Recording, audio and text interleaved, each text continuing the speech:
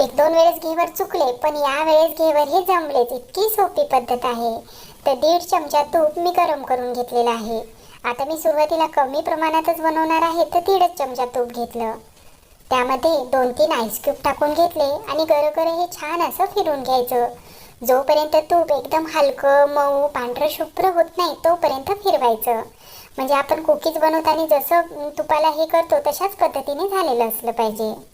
त्यानंतर यामध्ये एवढा मैदा टाकून घेतला चाळून. अर्धा चम्मच बेसन पीठ टाकायला विसरायचं नाही. हे फिरून घ्यायचं.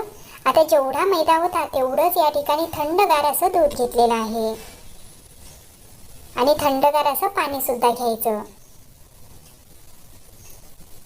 अजून अर्धा कप पाणी टाकलेलं आहे. तर हे पहा, अशा पद्धतीचं बॅटर असलं पाहिजे. त्यानंतर हे चाळून घ्यायचं आहे.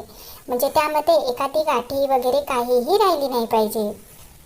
चमच्याला त्याचं कोटिंग झालं पाहिजे असं बॅटरही असलं पाहिजे. बर्फावर ठेवून द्यायचं. त्यानंतर गंजामध्ये मी तूप टाकून घेतलं.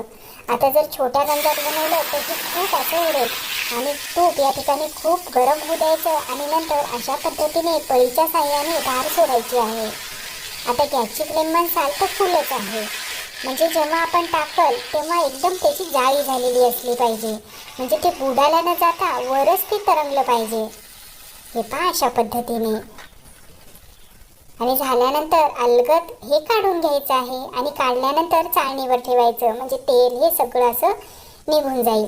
त्यावर वरून सिरप टाकून घेतलं आणि रबडी घरात तयारच होती, त्यावर रबडी फिरून घेतली आणि मस्त असं खायला घेतलं.